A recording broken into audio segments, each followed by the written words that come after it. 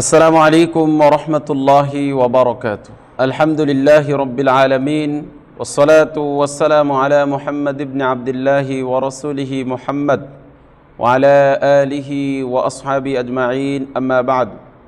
ক্বালা আল্লাহু তাআলা ফি কালামিহিল মাজিদ, ফাআউযু বিল্লাহি মিনাশ শাইতানির রাজীম, ওয়াযকুরুল্লাহা ফি আইয়ামিন মা'দুদাত। প্রশংসা আল্লাহ রাব্বুল আলামিনের জন্য, যিনি আমাদেরকে জিলহজ মাসে উপনীত হওয়ার তৌফিক দান করেছেন। সেই মহান রব্বে কারীমের দরবারে শুকরিয়া আদায় করি আলহামদুলিল্লাহ। দরুদ ও সালাম বর্ষিত প্রিয় নবী মুহাম্মদুর রাসূলুল্লাহ সাল্লাল্লাহু আলাইহি ওয়াসাল্লামের উপর।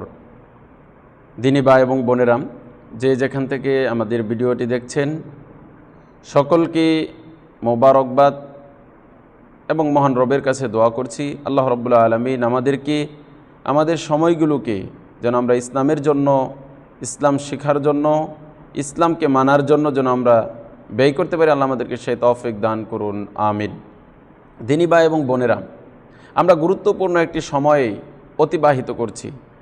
আমরা বর্তমানে যে মাসটি অতিক্রম করছি, এটি হচ্ছে গুরুত্বপূর্ণ ফজিলতপূর্ণ একটি মাস। সেটি হচ্ছে জিলহজ মাস। আল্লাহ রসুল সাল্লাল্লাহু আলাইহি ওয়াসাল্লামের ভাষায় এই মাসটি হচ্ছে, বা মা মিন আইয়ামিন আল আমালুস সালিহু আহাব্বু ইলাল্লাহ। এই মাসে, এই জিলহজ মাসের প্রথম 10 দিনের আমল, প্রথম 10 দিনের কাজ মহান রবের কাছে অধিক ফজিলতপূর্ণ এবং আল্লাহ রাব্বুল আলামিনের কাছে অধিক পছন্দনীয়। সুবহানাল্লাহ। এই জিলহজ মাসের প্রথম 10 দিনের ব্যাপারে আল্লাহ রাব্বুল আলামিন সূরাতুল ফাজরের প্রথম দিক দিয়ে কসম করেছেন, ওয়াল ফজর ওয়ালায়ালিন আশর, কসম ফজরের এবং কসম 10 রাত্রির, জিলহজ মাসের। সম্মানিত দিনী ভাই এবং বোনেরাম, এই জিলহজ মাসের আমরা কি কি আমল করতে পারি? একজন মুসলিম হিসেবে আমাদের জন্য যে আমলগুলো আমরা করব, নফল ইবাদা, জিকির, আজকার, তাসবিহ, তাহলিল, তাকবীর, এগুলোকে আমরা বেশি পরিমাণে করব। সিয়াম পালন করব। ইবনে ওমর রাদিয়াল্লাহু আনহু এবং আবু হুরায়রা রাদিয়াল্লাহু আনহু ইয়াখরুজান ইলা সুক, এই 10 দিনে, জিলহজ মাসের 10 দিনে তারা কি করতেন? ইয়াখরুজান ইলা সুকি ফি আইয়ামিল আশর। এই জিলহজ মাসের প্রথম 10 দিনে তারা বাজারে যেতেন। ইয়াখরুজান ইলা সুক, সুক মানে হচ্ছে বাজার। এরপরে কি করতেন? ইউকাব্বিরানে, তারা তাকবীর পাঠ করতেন। আল্লাহু আকবার, আল্লাহু আকবার, ঈদের তাকবীর তারা পাঠ করতেন। ওয়ায়ুকাব্বিরুন নাসু বিতাকবীরহিমা, তাদের তাকবীরের ধ্বনি শুনে, তাদের তাকবীর শুনে লোকেরাও তাকবীর পাঠ করত। সম্মানিত দিনী ভাই এবং বোনেরা, তাহলে জিলহজ মাসের অনেক আমল রয়েছে যেগুলো আল্লাহ রাব্বুল আলামিনের কাছে প্রিয় আমল। তার মাঝে একটি আমল হচ্ছে তাকবীর পাঠ করা, যেটা ইবনে ওমর এবং আবু হুরায়রা রাদিয়াল্লাহু আনহুমা তারা বাজারে বের হয়ে উঁচু কণ্ঠে তারা এই তাকবীরগুলো পাঠ করতেন। লোকেরা শুনেও তাদের সাথে জোরে জোরে তাকবীর পাঠ করতেন।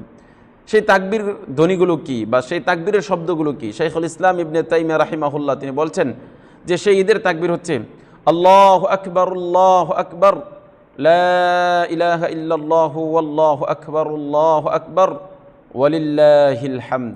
সম্মানিত দিনী ভাই এবং বোনেরা, জিলহজ মাসের চাঁদ আকাশে উদিত হওয়ার পরে একেবারে 13ই জিলহজ পর্যন্ত প্রতিনিয়তই প্রত্যেকটা সময় একজন মুসলিম এই ঈদের তাকবীর পাঠ করবে। বিশেষ করে 9 জিলহজ ফজরের পর থেকে নিয়ে 13ই জিলহজ আসর পর্যন্ত তারা প্রত্যেক সালাতের পরে এই খাস তাকবীরগুলো তারা পাঠ করবে। কাজে আসুন আমরা আমাদের সময়গুলো আমরা যেন অলসতা, অবহেলায় না কাটিয়ে আমরা আমাদের সময়গুলো তাকবীর পাঠের মাধ্যমে, জিকির আজকারের মাধ্যমে, আল্লাহর ইবাদতের মাধ্যমে এই গুরুত্বপূর্ণ দিন জিলহজ মাসের প্রথম 10 দিন, এই গুরুত্বপূর্ণ মাস জিলহজ মাস আমরা যেন আল্লাহর ইবাদতে, জিকির আজকারে, তাকবীর পাঠের মাধ্যমে আমরা যেন আমাদের সময়কে ব্যয় করতে পারি। আল্লাহ আমাদেরকে সেই তৌফিক দান করুন, আমিন। ঈদের তাকবীর যাদের মুখস্থ রয়েছে অবশ্যই আমরা পাঠ করব, যাদের মুখস্থ নেই আমরা মুখস্থ করে সেটাকে আমরা প্রতিনিয়ত পাঠ করার জন্য চেষ্টা করব। আমি আবারও আপনাদেরকে স্মরণ করে দিচ্ছি ঈদের তাকবীর, আল্লাহু আকবার, আল্লাহু আকবার, লা ইলাহা ইল্লাল্লাহু ওয়াল্লাহু আকবার, আল্লাহু আকবার, ওয়ালিল্লাহিল হামদ।